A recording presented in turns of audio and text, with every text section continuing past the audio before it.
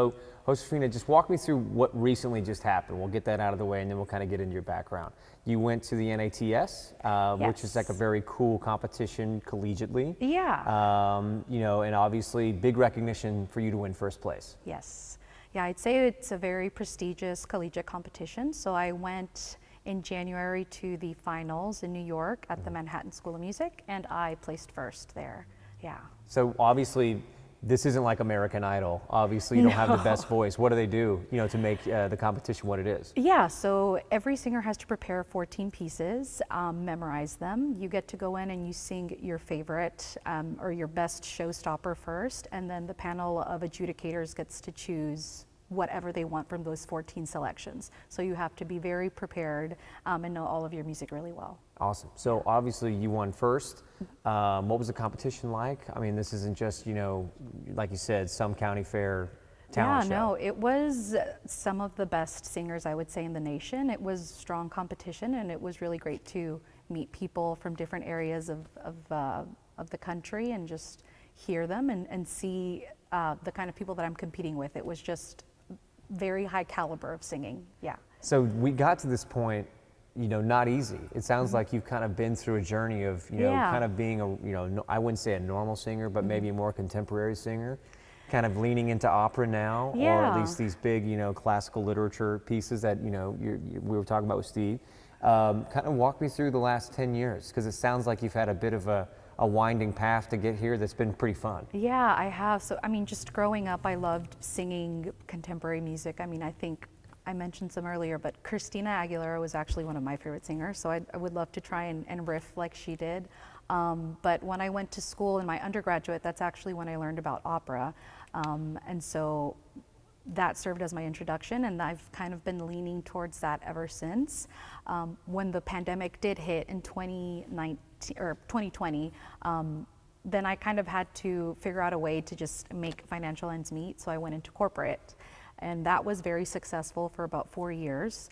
And while in corporate, I think I had reached a breaking point and just realizing that that wasn't what I wanted my life to become.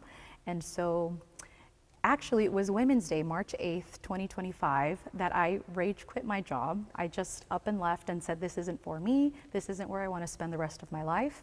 And then August of 2025, I started my master's degree for voice performance at Southern Methodist University.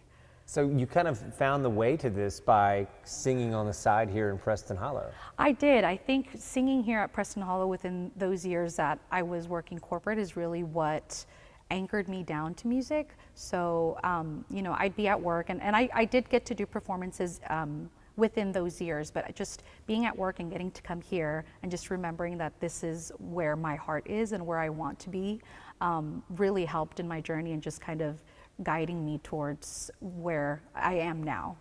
Yes. What's it like to sing here every Sunday? Just because I think it's interesting going into any sort of church choir, and you always kind of hear I don't know, when you sit down as a patron or someone who's like a congregant here, you're like, all right, someone's got, who's the good one up there? I think there's kind of this weird, church judgmental, feeling. I don't know, I'm not saying anybody's like that here, but they're like in a playful sense, we all kind of like, we're ready to hear who's, got the solo or something around those lines.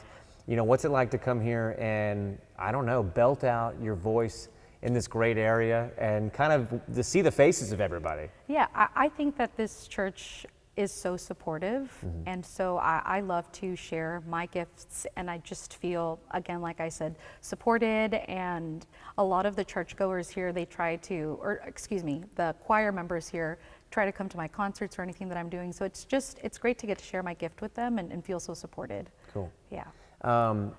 I kind of want to get into, obviously you're from Oak Cliff, you went to UNT, you went to SMU, singing like this, you've kind of gone from obviously finding a path in singing to actually being awarded and lauded for it. Sounds like you're doing some concerts in different countries as well. Yeah. Like this is also a kind of a niche area too. Operatic singing is something that was probably as popular as it was 50, 60 years ago. Yeah, I think it's really important to get to sing to sorry, can we start that again? Yeah, sure. Basically just like, you know, you've had this really long journey, which is pretty cool. Like obviously Oak Cliff, and then you go to UNT, you kind of find your way into music, and then you get a chance to kind of lean back into it now full time. You know, what's that like to kind of be part of that journey, and how would you describe it? And you know, also the part of opera is interesting too, because it's just such a niche journey too. Yeah. And you're going to concerts. Yeah. It's kind of a bigger question, but you can kind of feel the vibe of it and answer how you like. I think mentally I'm just in a better place to get to be doing this again. It was really draining being in the corporate world, and I learned a lot there, but I think, as I said earlier, my heart has always been here. So getting to do this again, I feel like I am again on the path to becoming and being the person that I actually want to be. So this summer I'll get to go to South Africa, and I will do a study program there with SMU. And then later this year, I'm preparing now for the Dallas Symphony Orchestra's Holiday Pops concert. So I'll be the featured soloist there, and just getting to continue to do that and be back in that space is just really exciting for me. Yeah. Mm-hmm. What's it like when you, I guess, wake up every day and you realize I get to sing today? I think it's one of the best feelings in the world to get to do what you love. I mean, this is essentially my career, and this is what I'm going to be doing with the rest of my life. So getting to wake up and do that is just, yeah, a blessing. What about faith has helped you along this journey? Because sometimes people feel it as very prevalent in their lives. Sometimes it's, you know, just kind of there to help. Yeah, I think the church has helped me in that sense, because I didn't grow up with a lot in the church as a child. And so getting to be here every Sunday and see how faith works through the community, and how uplifting it can be, and especially during difficult times like during COVID and things like that, it has been just a way for me to remember where my roots are and keep faith in what I actually want to do with my life. Yes. Love it. It's really funny. I was I'm probably going to cry when you sing this song, because when you sang it last time, I thought it was that beautiful. I thought it was really good.